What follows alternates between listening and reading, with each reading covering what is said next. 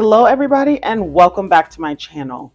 We are in the month of October, which means we are officially in Q4 of 2024. We are on the home stretch, you guys, well into the Burr months, and it's time to really focus on our goals and make our financial milestones the best that we can. So that's what we're going to do today in this video. I won't keep you long. We're going to get right into this video after a short introduction. My name is Bo. I live in Seattle. I'm 31 years old and I am on my journey to $1 million net worth. I am currently at a net worth of $133,000.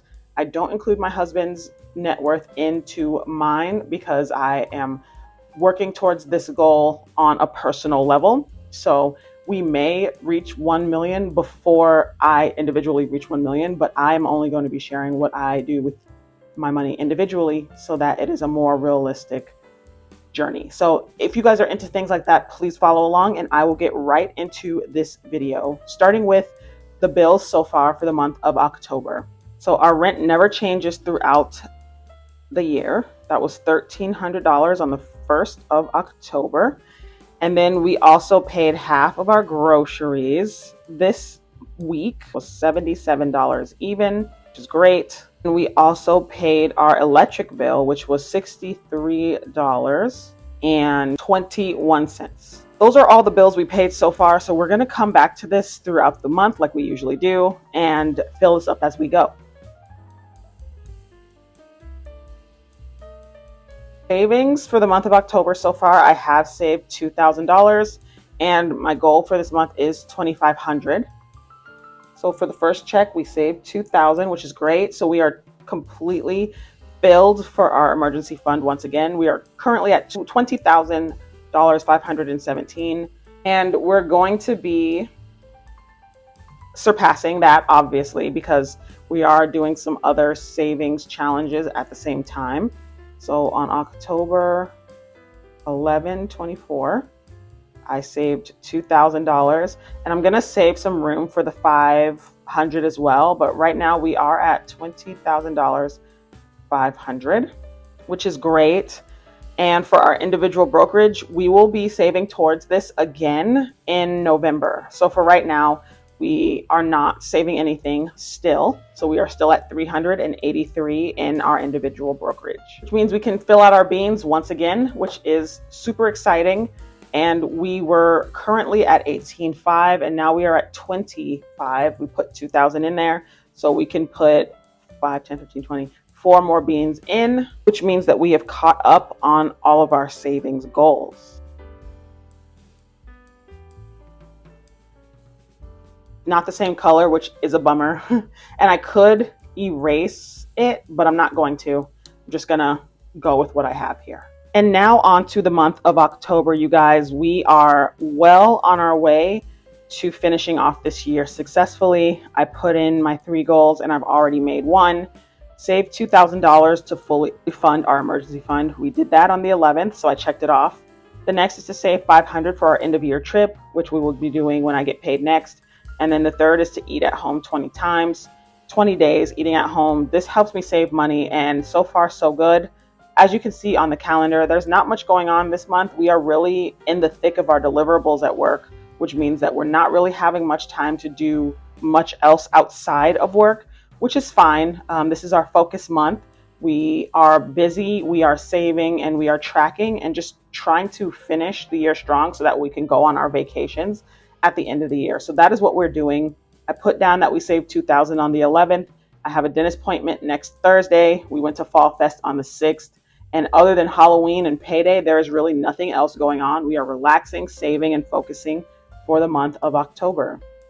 If we move on to our budget, you will see what our actual plan is for relaxing and making these goals happen. Short and sweet and to the point, I wrote down everything that we need to see for this month, with a few changes in some of my budgeting amounts. The most notable change being that discretionary has been budgeted for $300.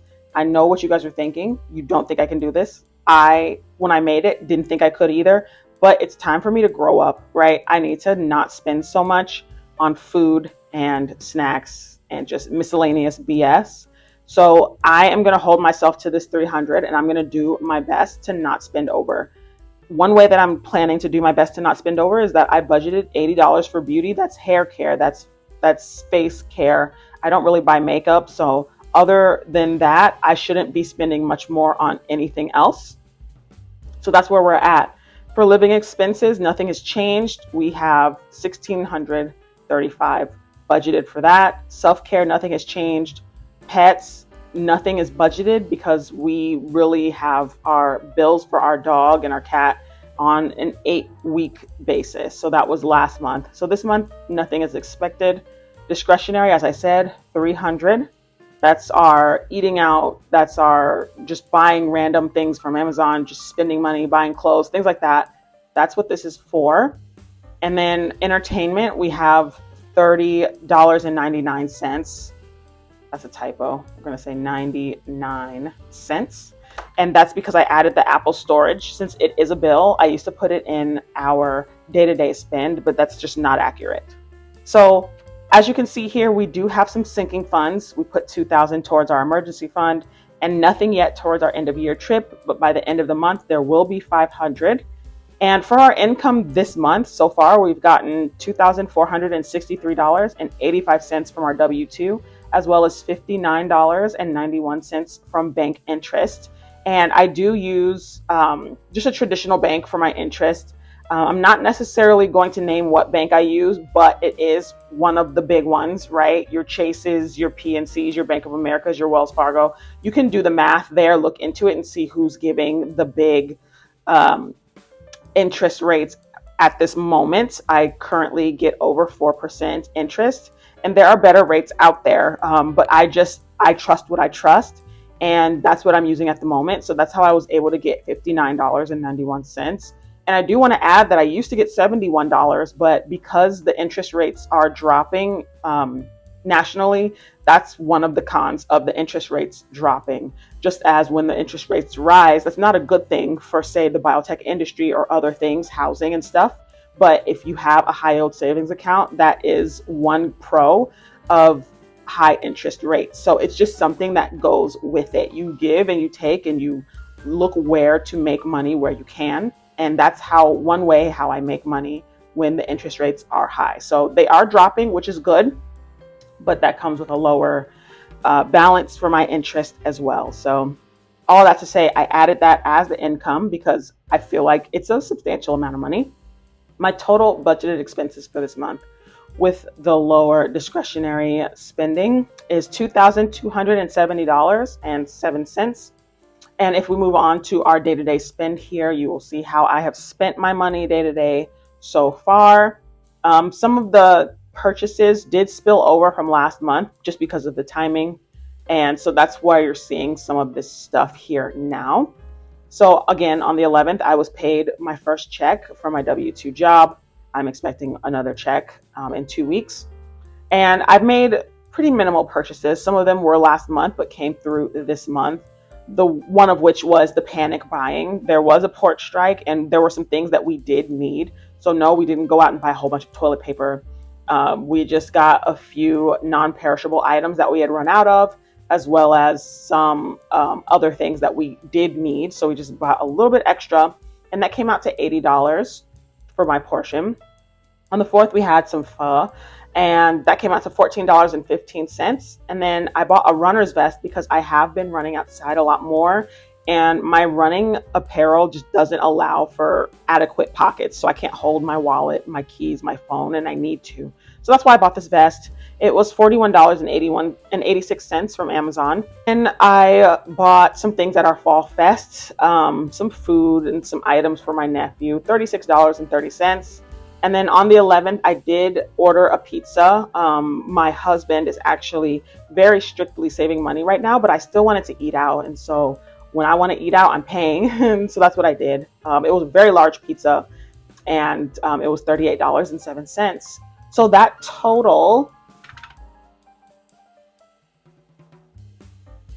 we are at $210.08 so far, which means I have around $80-ish left for the rest of the month for discretionary. And old me would have panicked, right? September me would have been like, I don't know how I'm going to make this, but it's really not that hard to just not spend money on things that you don't need, especially when you already budget what you're wanting to spend for the month. So I am going to hold myself again to this $300. And you guys are going to see at the end of the month, we are not going over that amount. As you saw last month, once we got rid of our loans, I was able to keep my discretionary spending at $500. I only went $8 over, and that is the lowest I've ever gone. So I really just know that I'm needing to buckle down and really focus on my savings goals. And I think that will help me in the long run reach my financial goal of spending $300 discretionary in October. So that is all that we have for this budget video. I hope you guys enjoyed it. And what I want to know in the comments below is how you are starting your October, what your spending is looking like, and what your goals are for this month. We are well into the Burr months, which means we are in high productivity season. We are in lock-in season, and we are trying to just barrel forward towards our financial goals for the end of the year. So that's what I want to know in the comments down below, and I will see you in the next video.